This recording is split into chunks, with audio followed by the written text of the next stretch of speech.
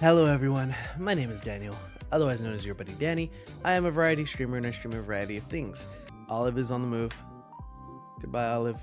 I can take my jeans off my lap now because she keeps stabbing me. I feel like I say that every stream and it's true. So today, I don't know, I really didn't know what I wanted to talk on about, but I think a good thing to do is maybe kind of talk about my cartoon DNA overall. But why I have a show about cartoons?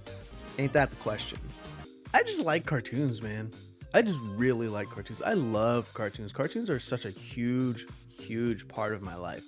And if you say they're not a huge part of your life, I don't believe you. I really don't. I really don't. And yes, I'm gonna be the guy that throws anime in the mix for this, because a lot of the cartoons that I grew up with as a kid, when I didn't know the difference between anime and Western cartoon media, because I was a child, you probably didn't either. So we're just gonna throw that out there and we're gonna include anime in this. That's why I include anime in my cartoon DNA.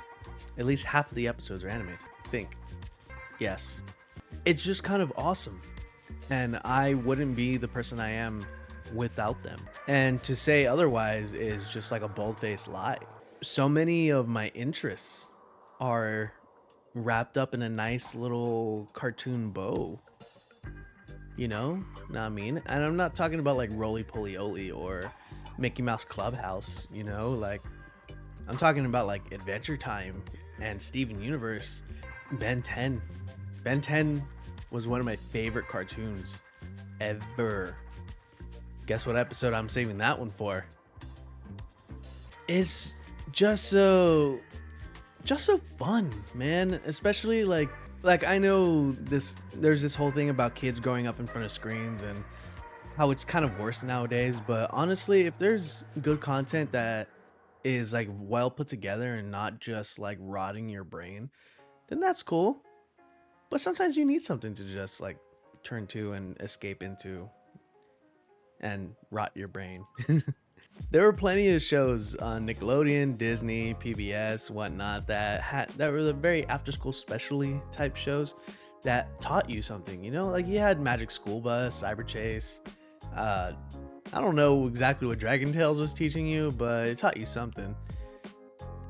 There are plenty of shows out there that are just made to appeal to a younger audience to help them learn stuff.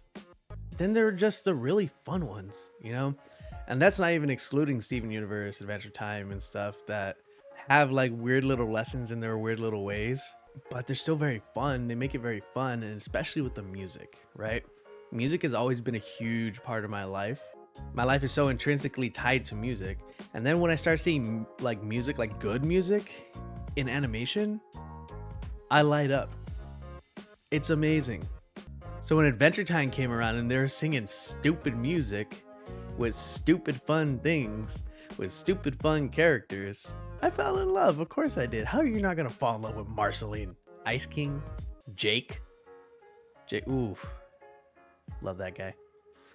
And then Steven Universe comes along and just absolutely skyrockets that idea. But animation is just, I'm so very interested in it because of its possibilities, right?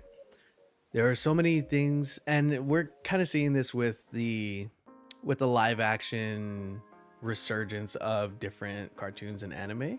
Like there are certain things you can do in cartoons and animation that can't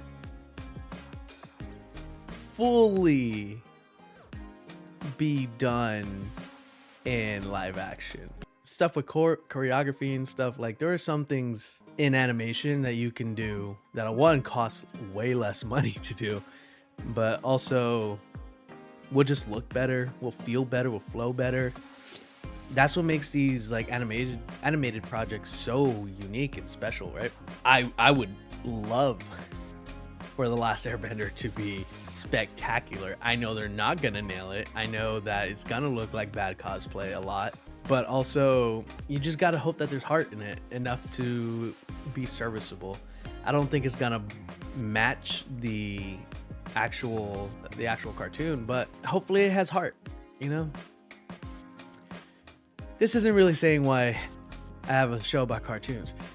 I have a show about cartoons because I want people to know that cartoons can have such a huge impact, such a very positive and strong influence on people, just like any form of art. And to know that I'm definitely not the only one. Like, there are people that are out there that are obsessed with anime, that are obsessed with Western cartoon media and other forms of animation. People like literally wrap their lives around Disney movies. Like, I'm 1000% not the only person that enjoys cartoons and animation this much. And really, I just want to share my perspective of how cartoons and anime and animation in general have affected me in order to hear your perspective, right? I could put out a tweet and be like, which of these 5 cartoons impacted your life the most? And put up a poll or something. But I'm really not getting what I feel like I want to get out there through that post. I really do want to have people out there watch the Batman Beyond episode and be like, yes, I love Kevin Conroy, I love Will Friedle, I love the idea of Batman Beyond. This got me into, I don't know, like cyberpunk stuff, or this got me into like futuristic kind of sci-fi adaptations of different heroes. And yeah, talk about who wins, Batman Beyond or Spider-Man 2099, like stupid things like that. Like it's fun. It's supposed to be fun. It really isn't meant to cause discourse or anything. It's supposed to be a good time. That's the whole point of Faulty Rockets and My Cartoon DNA as an idea. It's supposed to allow people to enjoy these things in a free space. Just don't be dumb. Don't be mean. Share your experience and don't like bag on other people's if it's not as up to par as yours, you know?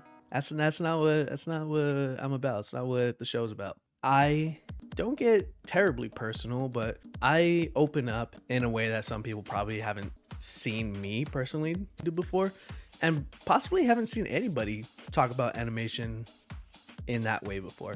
Okay, so the whole My Cartoon DNA thing, I kind of took that and ran with it.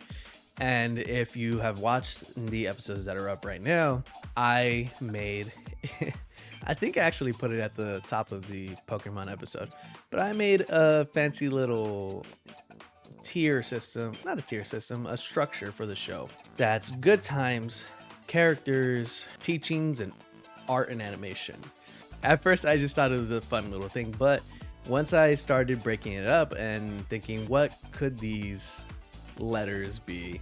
Like, of course, A was going to be art and animation, right? C, I fell on really quickly too, which is going to be characters and like what these characters are about and why they're so special in these particular series. But the G and the T, the good times and the teachings, I kind of had to think about for a while, because obviously I'm going to learn a lot from some shows and I'm going to learn a little bit from others. It's just the nature of things. Like, I feel like I'm learning way more about life and different things from Steven Universe as teachings than I am Justice League.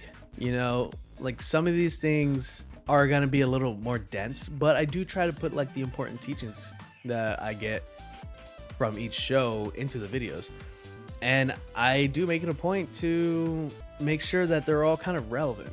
If it's relevant to like my life as a whole or just relevant to certain experiences, that's something I wanted to share. That's something that I wanted to see if you agree with out there in the ether of the YouTube space. And that's something that I really wanted to see echoed back, right? That's why at the end of every My Cartoon DNA episode, I say to tell me in the comments what makes up your cartoon DNA. Because I do really, really, truly want to know your stories. I hope eventually some people, as the show goes on, will start commenting and letting me know what these shows, what these experiences mean to them.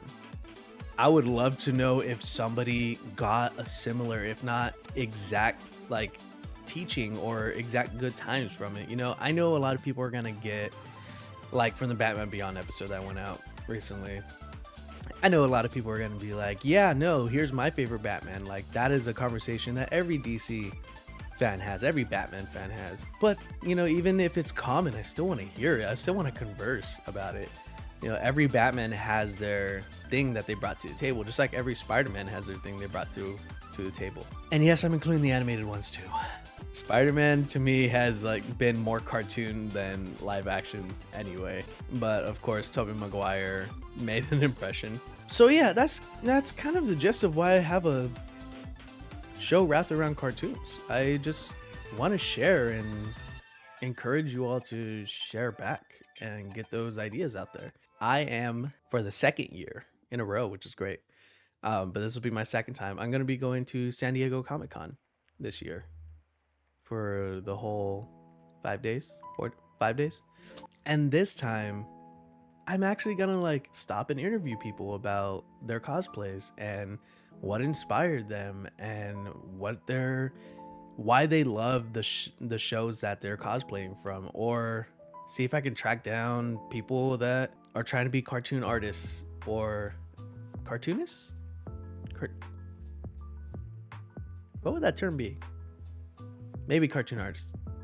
I don't know. Artists for animation. And see if I could talk to them and be like, why do you love animation so much? And do you mind if I put this on my channel? It's not gonna get many eyes on it, but still, like, it's part of cultivating the vibe, the ecosystem. And I really am looking forward to that. I can't wait. Last year going to Comic-Con was my first experience, and it was just about experiencing San Diego Comic-Con, or just a convention in general. And it was a lot. I had a great time. I did vlog a lot of it. I recorded a lot of it, both audio and video. And I still really need to stitch together that video. But no, I'm actually going in with like a goal this year of talk to people, get some interviews, meet people, and like show what I'm about, and you know, make some connections. Not for like furthering my ambitions or anything. I really do want to be a lot more active about it. So that's kind of a goal that I have going into San Diego Comic-Con this year for 2024. I'm also hoping, if it all works out, that I can go to TwitchCon at the end of the year. That would be my first TwitchCon. I have no idea what to expect. San Diego Comic-Con, I kind of have an idea, but TwitchCon, that's a whole other beast. But it's gonna be in San Diego this year, and I'm pretty excited. But I'm gonna do the same thing there. Hey, I stream on Twitch. I'm a variety streamer, I do digital art, and I have this show about cartoons. Would you be okay if I interviewed you about your favorite cartoons? What's, you know, a cartoon you're looking forward to? Who's your favorite Batman? No, it really is something that I care about. I want to be a voice actor. That is the goal of goals. Being in a cartoon or an animation or a video game is the way I want to go, and hopefully I'll see my credits rolling in my name in the credits as they're rolling, and be able to show that to people, or be able to, I don't know, be on something that becomes popular with my little cousins or my nieces and nephews, or at this point my great nieces and nephews, which is strange to me, and be like, do you like that character, or do you like this show, and do the voice for them, and then like absolutely flip out. You know, that's part of the reason why I want to be a voice actor, is just to like bring joy to my younger family members and show them that these types of things are possible, you know. But it all stems from my love of animation since I was young. I do my digital art because of that. I remember watching things like Ninja Turtles and American Dragon Jake Long, and just sitting there, and I had DVR at the time. I was lucky enough. I would pause it and I would just sit there and draw. Just look at the screen as reference material and just draw. And it's kind of funny thinking back to that, because that's what I do now. You know, I pull up my reference material. It's a lot easier with digital art because I can resize stuff, and I still have a problem with scale. But being able to just sit there with a big sheet of paper on a binder and just sketch Jake Long in his various forms, or a Ninja Turtle or Bugs Bunny. These things were always really fun. And I don't know, I wouldn't be the artist I wouldn't be the person who's obsessed with being behind a mic that I am without cartoons and animation. Honestly, I wouldn't have the friends that I grew up with without cartoons and animation. I wouldn't have connected with so many people on so many different levels, and that's kind of what the show's about. Showing how this bridged the gap a lot in my life, because I very much was a loner. I was somebody who didn't feel like they had many friends, and even the friends I did have, I never clicked with in ways that I really needed. The things that really like touched my heart, I don't think I really had many people to share that with, and that was a little isolating. And so when I found things like Adventure Time and other people who really loved Batman the Animated Series, or talking to people about Pokemon versus Digimon and being able to name, well, first off, more than one Digimon, starting these conversations brought me closer to certain people, and that's why it's such a huge part of my life. Animation has a lot of power and a lot of potential, and you can ask the people who are filmmakers now because of Akira, or people who were huge fans of everything ranging from DC to Marvel, who are now making the movies that are making billions of dollars. I don't know, it's such a powerful thing, and I feel like it doesn't get talked enough about, at least not in my circles, and I would like to expand that. And I think that it's a type of joy that gets frowned upon a little bit if you're an adult. There's nothing wrong with having nostalgia. People go back and, again, rewatch Toy Story or the original Cinderella or The Little Mermaid, or, you know, the classic animated movies or cartoons that they find that bring them happiness. And for a minute, they forget the rest of the world. For anywhere between 20 minutes to 90 minutes, they forget that the rest of the world exists, and they just live with this thing. Hell, try arguing with a Kingdom Hearts fan. That's pretty much similar. It's like a thing that shouldn't be frowned upon either if an adult enjoys animation or cartoons, because have you seen the stuff that's out there? Like, it's pretty impactful, and everyone hits a point in their lives where they're seeing a cartoon and they're like, oh, they put some adult things in there that I did not understand as a child, and I find it much more hilarious now. And it's just, you know, having those renewed moments of like first for these cartoons and animation. Like, it's just about bringing happiness. Shouldn't be looked down upon like gaming was and probably still is in certain aspects. Like, these are careers, these are people's jobs to make other people happy and get them invested in storytelling and art and acting and music. Even like try watching any scene of anything without the music and it's a little harsh. It's just another medium. It's just another art form. Why does it have to be centralized around childish behavior? You know, it doesn't. That's the answer, and that's what this show's about. I don't know. I just want to tell people that it's cool, and I want to hear their cool stories. But that's just me. Anyhow, I hope I made a good impression with this. I hope that you check out my cartoon D.N.A on the Faulty Rockets channel. And I'll see you next time. Bye.